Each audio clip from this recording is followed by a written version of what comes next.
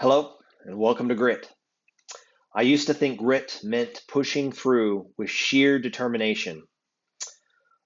I must work harder, speak louder, or show more confidence. I was sitting in a room with my children. We were doing the nightly routine of doing devotions. We were working through a devotional that took us through the entire Bible. I wanted my children to have read the entire Bible. While I'm working through Deuteronomy, my 6-year-old was rolling in her bed. My 13-year-old started to lay in the bed and with her, and they started to kick and fight one another. They were fussing and not paying attention at all to what God was going to do and to the Israelites if they didn't follow the law that was laid out for them. How could these children not understand how important all of this was? Why would they just not sit there and listen to me read this? Why were they disrespecting me and God by not showing this or not taking this seriously? These thoughts all went through my head, and I just started shouting at them. I was so angry that I threatened to ground them for a week if they did not listen and pay attention next time that we go to do devotions. I was being a good I was being a good leader in this during this moment because I was shouting louder than their fussing. Hmm. I walked into the other room to tell my wife how frustrated I was at these disrespectful children. She looked at me and said they were not the problem. She explained that I was reading as quickly through the book as I could. It was hard to understand me, and when they did have questions, I would get irritated with them because I had a goal in mind, and it wasn't their growth. It was about my own image, that I could tell other people how my children had gone through the entire Bible. This was my moment of failure. This was my moment of not being a person of character. And this moment, I was not qualified to be a leader. We all want leaders who stand firm. But if we're honest, we often measure leadership by wrong things. We measure them by charisma, talent, or even success. Yet when those things fade, what remains? It's character. We've all seen leaders who have skills but lack integrity, and the damage is real. We've seen leaders who weren't flashy, but whose faithfulness and grit held entire communities together. Consider when we have failed and have not held up as people of character. Do you have a moment in time when you knew you had failed, but you did not even know you were failing while you were doing it? We all come to a place when we know that we are not enough. We know that our character is not where it should be. We are not sure what traits we should have, but we know whatever they are, we just don't have them. The world tells us to be leaders one way, but what does the Bible tell us about leadership? Who are we? Paul makes it clear in Titus 5 through 9.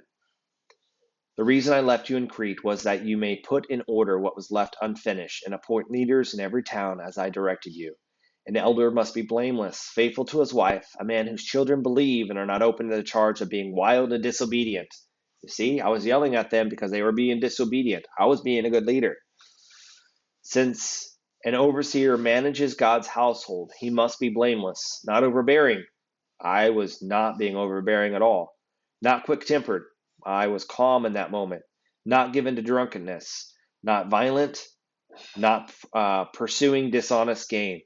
Uh, Trying to make other people think I was something special because I had had my kids read the entire Bible. Rather, he must be hospitable, one who loves what is good, who is self controlled, upright, holy, and disciplined.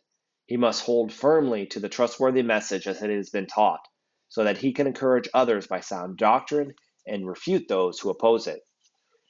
He gives Titus 3 lists of traits that define what grit is in leadership and what that looks like. List 1 is found in verses 5 and 6. Integrity at home, blameless, faithful in marriage, or a husband of one wife, faithful children, not accused of dissipation or deception or rebellion, depending on what translation you use. Leadership grit. Leadership grit begins at home. If you can't lead with integrity in your closest relationships, you can't lead the church. I could not lead my children in a devotional, so I had no business leading in a church service. Number two, the list number two, it comes from verse 7. Integrity in public stewardship. Blameless as God's steward. Not self-willed, not quick-tempered, not addicted to wine, not violent, not greedy for dishonest gain. Leadership grit resists selfishness, anger, addiction, violence, and greed. Leaders are stewards of God's people, not owners of their own authority. My children disrespected me wasn't about their issue. It was about the person I was being was not respectable. The issue was mine and not theirs. List 3 is found in verses 8 through 9. Integrity in character and faith. Hospitable, loving what is good, prudent, just, devout, self-controlled, holding fast to the faithful message. Was I being just in this moment with my kids? Was I justified in me yelling at them because of my style of how we were going through devotions? Probably not. Leadership grit is not just about what not to do, but about what to do. As a leader, we should be welcoming others, loving good, living wisely, being just, devout, disciplined, and clinging to the gospel. Paul's point is consistent through Acts 20:28, 1 Timothy 3:2, and Acts 14:23. Let's read those. Keep watch over yourselves and all the flock of which the Holy Spirit has made you overseers. Be shepherds of the church of God, which he bought with his own blood. Leaders keep watch over themselves and those Christ purchased with his blood.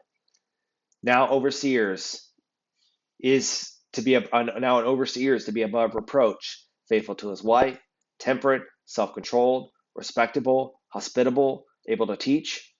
See? Overseers are the same as leaders of their household. It's very similar. Now, Acts 14:23, it says this, Paul and Barnabas appointed leaders for them in each church, and with prayer and fasting. They prayed and fasted. This is not a simple thing. They committed them to the Lord. When the leaders were chosen, they were committed to God. They were given to God to look after and to ensure that they were being good leaders, in whom they had put their trust. Paul and Barnabas trusted these people because they trusted God to carry them through. Leaders encourage and strengthen God's people. Leadership grit is about character that protects and builds the church. From this time with my children, I realize grit isn't about how much I can do or how much I can do in a devotion or how much we can get through the Bible. It's about who you are when life presses in. True grit is about character under pressure. What kind of pressure was I under in this devotion? It was self-pressure. I was pressuring myself to be something to other people, but my kids' own growth was what was sacrificed. So what does this mean for us? It means the church doesn't rise and fall on talent. It rises or falls on character. Titus had to appoint leaders who could withstand the pressures of Crete. We need leaders today who can withstand the pressures of our own culture. This makes me think of a rocket.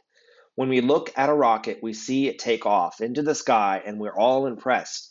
We think we want to be like the rocket and have everyone watching us. But the interesting thing about the rocket is that all its power comes from pressure. The explosion of a rocket on the inside is directed to the propulsion of the rocket through the sky. The rocket is kept stable by the pressures that are forced upon it from the outside. The air, as it moves over the different flight surfaces, allow the rocket to stay on course. To be a leader means that you are under pressure that others have not trained for and are not ready for. We as leaders run differently than a Toyota Prius that is fuel efficient. When you compare a rocket to a Toyota Prius, a Prius is going pretty slow and it's not having the same pressures. But if you're a rocket, you have a lot of pressure. It's different. When we are fueled by the stuff that is what's on the inside, we can stand up to the pressures that are outside, the pressures that are on the outside. When leaders embody these talents, the church becomes strong. When we as a community value character above charisma, we build something that lasts. Here's the challenge. Don't wait for someone else to live these traits. Start with you. Be blameless, be faithful, resist selfishness and anger, love what is good, hold fast to the gospel. There, there are the basics in every situation in life. In basketball, there's a ball. In the military, there's an M16 rifle or M4 for those younger guys. When you hold on to the basic things and do those well, then you are built to be the person you are needed to be. On the basketball court, others can rely on you to dribble, to pass the ball, and not foul. On the battlefield, the guy next to you knows that he doesn't have to worry about the attack from your side because you can aim, shoot, and hit the target. When we become people like this, others will want to be like this as well. When you are a leader like this, you can actually call out leadership in others. Strong leaders are chosen by being strong leaders, and grit in leadership is proven through character.